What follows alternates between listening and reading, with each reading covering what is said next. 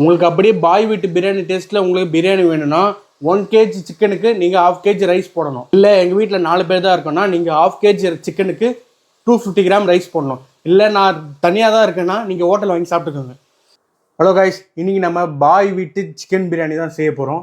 இதை எப்படி செய்யலான்னு வாங்க பார்க்கலாம். இந்த பாய் வீட்டு பிரியாணி டேஸ்ட்டு உங்களுக்கு அப்படியே வரணும்னா 1 kg சிக்கனுக்கு நீங்கள் 1/2 kg ரைஸ் எடுத்துக்கணும். 2:1 ரேஷியோவில் எடுக்கணும். 250 ml ஆயில் சேர்க்க போகிறோம். 1 கிலோ சிக்கன் பிரியாணிக்கு 1 கிராம் பட்டை ஏலக்காய் போட போகிறோம். 1 கிராம் பிரியாணி இலை, ஒரு துண்டு பட்டை, 5 கிராம்பு. பாய் வீட்டு பிரியாணி டேஸ்ட்டு அப்படியே வரணும்னா நீங்கள் ஆனியனை நல்லா வதக்கணும். இதில் 400 கிராம் ஆனியன் இருக்குது. ஆனியனை எந்த அளவுக்கு டீப் ஃப்ரை பண்ணுறோமோ அந்த அளவுக்கு பிரியாணி டேஸ்ட்டாக வரும்.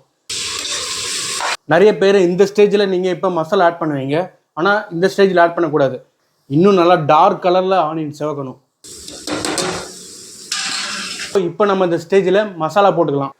ஸோ இதில் பார்த்தீங்கன்னா இஞ்சி, பூண்டு, மிளகாய்த்தூள், கரம் மசாலா, மஞ்சள்தூள் இதெல்லாம் போட்டு 1 மணி நேரம் புளிக்க வச்சுருக்கேன் அரைச்சி. ஸோ இந்த மாதிரி நீங்கள் பண்ணாதான் பாய் வீட்டு பிரியாணி ஸ்டைல் அப்படியே வரும்.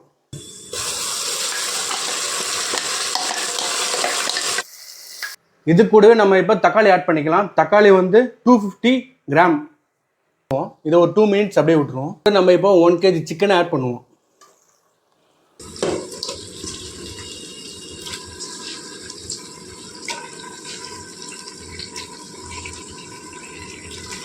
ஒரு லெமனை அப்படியே அதில் பிழிஞ்சு ஊற்றிப்போம்.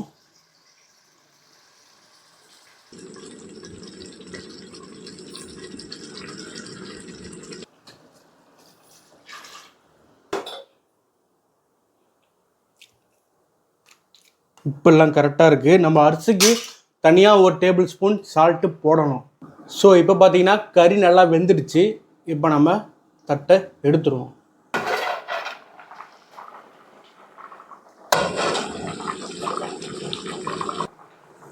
ஐநூறு கிராம் ஊற வச்ச பாஸ்மதி ரைஸ், இதை நம்ம 1/2 மணி நேரம் ஊற வச்சுருப்போம். இதை நம்ம இப்போ ஆட் பண்ணிடலாம்.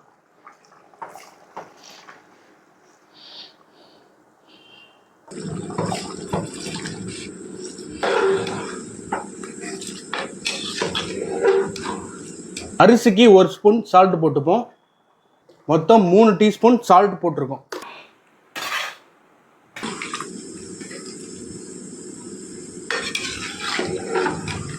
அரை கிலோ அரிசிக்கு 1 லிட்டர் தண்ணி ஊற்றணும். ஏன்னா நம்ம கம்மியாக செய்கிறதுனால தண்ணி கொஞ்சம் அதிகமாகும். அவ்வளோதான். இதுக்கப்புறம் எதுவுமே பண்ண தேவையில்லை. இதை ஒரு வாட்டி கிளறி விட்டுட்டு இந்த சைடு பார்த்தீங்கன்னா தம் போடுறதுக்காக தண்ணியை கொதிக்க வச்சுருக்கேன். ஸோ இப்போ நம்ம தட்டு போட்டு மூடி தம் போட்டுருவோம்.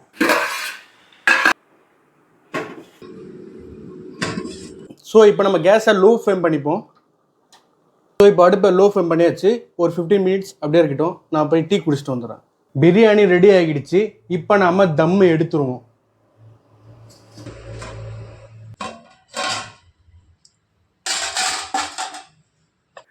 எவ்வளோ சூப்பராக வந்திருக்குன்னு பாருங்கள்.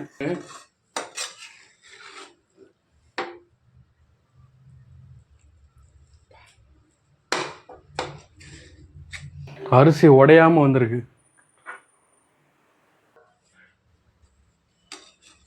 பீஸ் எங்கே இருக்குன்னு தெரியலையே.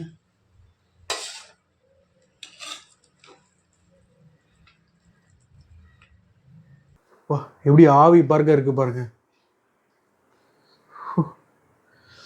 கொஞ்சம் எடுத்து சாப்பிட்டு பார்ப்போம். வேற லெவலில் இருக்குங்க. நீங்களும் செஞ்சு பார்த்து கமெண்ட்டில் சொல்லுங்கள் எப்படி இருக்குன்னு.